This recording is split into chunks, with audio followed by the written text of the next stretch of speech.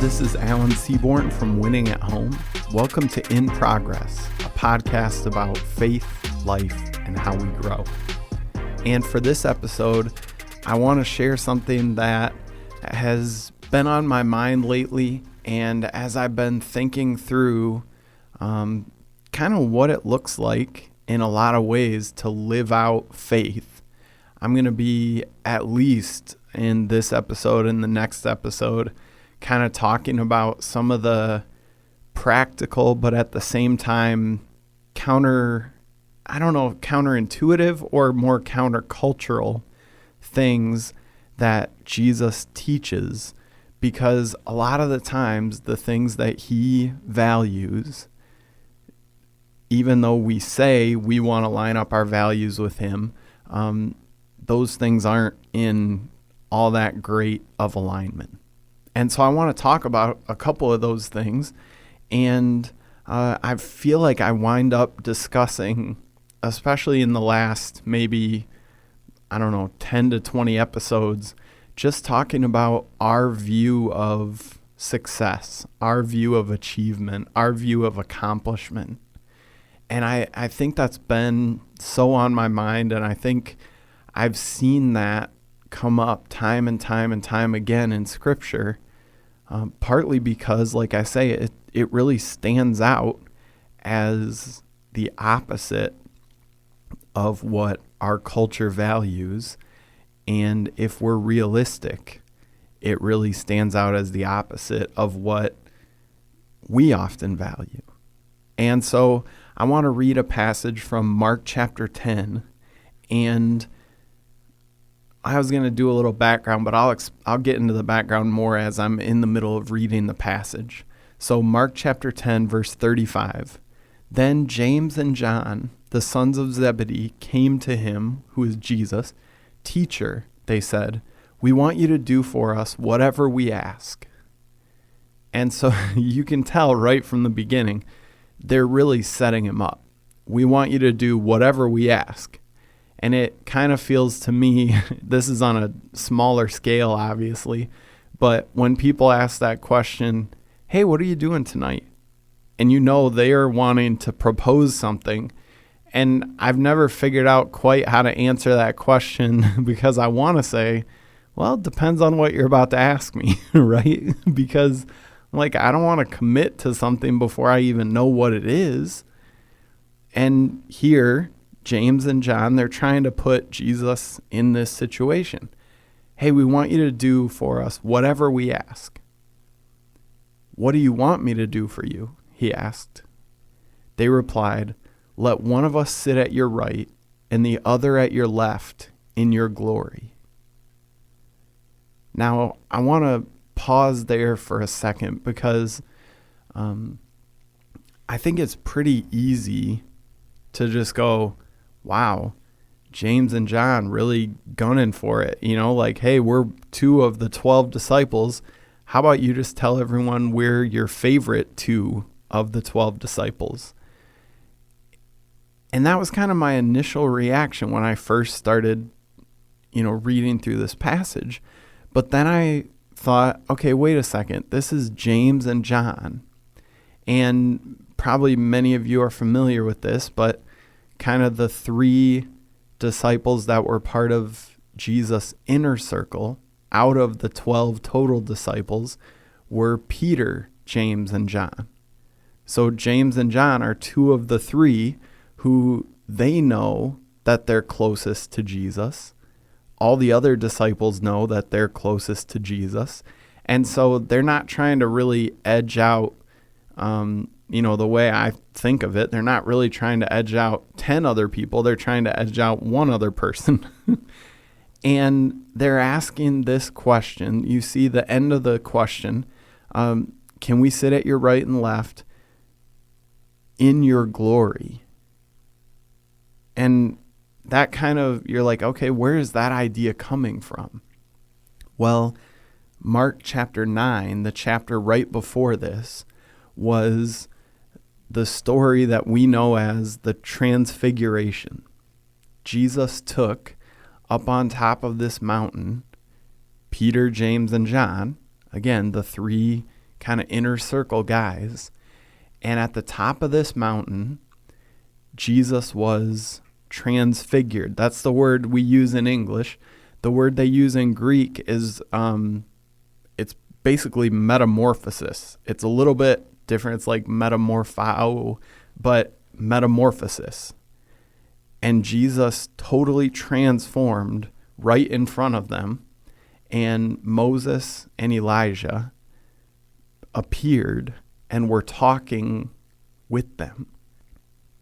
You can imagine that seeing an event like that, this transformation, transfiguration, metamorphosis, however it makes sense in your head to think about it.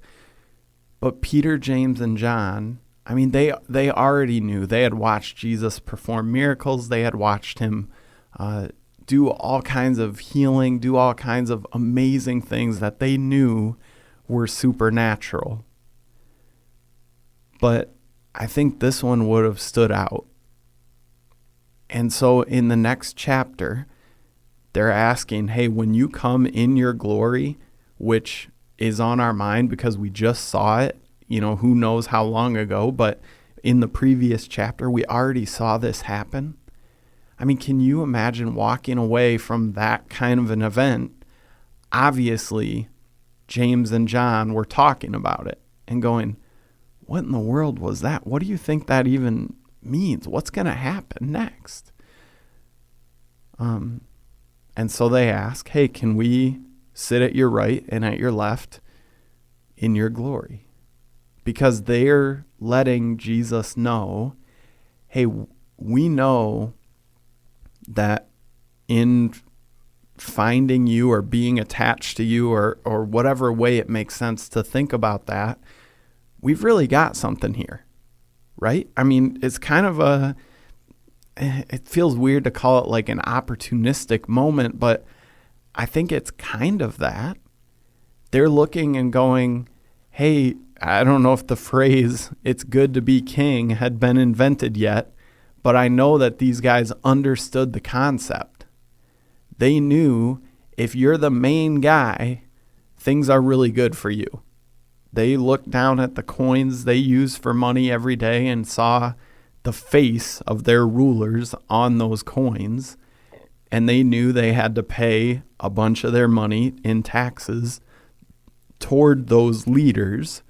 They knew good stuff has a tendency to flow up the hierarchy.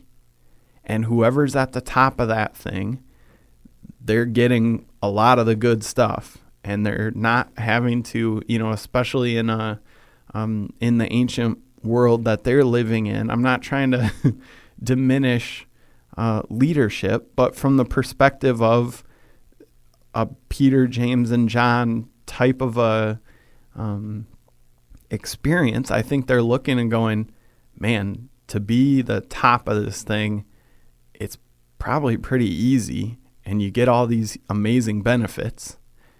And so they're saying, Jesus, can you set us up for that? And Jesus, in verse 38, he says, you don't know what you're asking.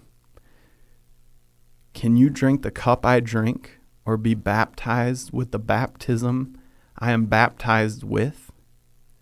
We can, they answered, which they didn't know what he was asking or saying, but they was like, yeah, we're in for that. Jesus said to them, you will drink the cup I drink and be baptized with the baptism I'm baptized with, which is really hard to say, by the way. But to sit at my right or left is not for me to grant.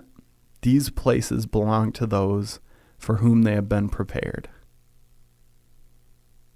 And then the next verse says what kind of feels like the inevitable thing that would happen after a conversation like that. When the 10 heard about this is the other 10 disciples who, James and John had tried to kind of elbow out of the way and get ahead of them in line in the pecking order. When the 10 heard about this, they became indignant with James and John. Jesus called them together and said, "You know that those who are regarded as rulers of the Gentiles lord it over them, and their high officials exercise authority over them." That's what I've been talking about here. It's good to be the king. The good things flow up toward the top of the hierarchy, and they let you know about it. Jesus says, "Not so with you. Instead, whoever wants to become great among you must be your servant, and whoever wants to be first must be slave of all. For even the Son of Man did not come to be served, but to serve, and to give his life as a ransom for many." And when Jesus there is talking about whoever wants to be great among you must be a servant, that word there, servant, it has some connotations, some ideas attached to it. One would be kind of the servant of a king, but another would be kind of an assistant, an attendant, or a waiter.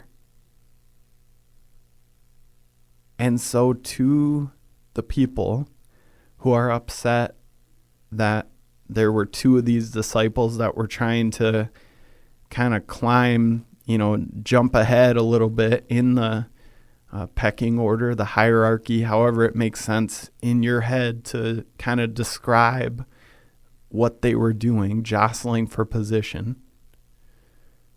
Jesus said, actually, whoever wants to be great among you needs to be a servant, an assistant, a waiter. And as I think about those ideas, what just immediately pops into my head is how many different jobs I've had before coming to Winning at Home, where I worked with people who, when we were given our next task, people would say, they're not paying me enough to do that. Now, whether that was because it was too hard effort-wise, or it was going to take too much thinking through strategically, or it was going to be too messy of a job, that is a normal, natural reaction that we sometimes have to things where we go, no, I'm not doing that. That's kind of beneath me. And what Jesus is trying to help his disciples understand, and they saw him putting this into practice, consistently being there for people, consistently loving people, consistently, instead of coming as this conquering king who obviously had the power and the capability to make things go in his favor, instead is walking from town to town and talking to people. Some of the people love what he's saying. Some of the people reject what he's saying. And Jesus later, after this, on the night that he would be betrayed, arrested, and the end of his life we'd start down the road toward his trial and crucifixion. He got down on his hands and his knees, and he went around the table, and I've talked about this before, and he washed his disciples' feet. Now, he hadn't done that yet when he said this, but this was the sort of approach that Jesus took. And so to end this line, or to end this story with the line, for even the Son of Man, which that's when Jesus talks about himself, sometimes he calls himself the Son of Man. So he's saying, even I didn't come to be served, but to serve and to give his life as a ransom for many. So obviously we know the biggest act of service, the biggest willing to do whatever it took example from Jesus' life was that he gave his life as a ransom for many. But he also lived with this servant approach, this servant attitude. And he's trying to help his disciples understand that the way you see things play out daily is backwards. That trying to be as big, as important, as celebrated, as known, as famous, as popular as you can be, because that's success. He's saying, no, whoever wants to be great among you needs to be your servant, your assistant, your waiter, serving people. And when I read through that, I think of, like I said, how opposite it is to a lot of what we assume. This has been a long time ago now, but there was somebody who, I was out of town at a speaking thing, and this story's just popping into my head now. I wasn't planning on sharing this, and I hope you hear it in the spirit that I'm trying to communicate. But there was a guy who was, I don't remember if he was an intern or had just kind of graduated from the internship program at the church and was starting to work in a paid position. But there was something that needed to be done either around the stage or around, getting set up for the service, something like that. And this guy who was kind of either toward the end of his internship or, just had finished it up, he said to me, as this thing obviously needed to be done, he said, I'm finding as I climb higher and higher in the leadership ranks or in the role that I have here in ministry, the higher I get, the more I find there's someone else there that can take care of that thing for me. And that line, that happened years ago, is I probably butchered it even as I was saying it, but you get why that concept really stuck out and really was memorable to me, because that's just the way we naturally think. And what Jesus is trying to reorient his disciples and us toward is to understand that our goal, our job, our role, our hopes and aspirations is not to get to the point where there's someone who can take care of this for me.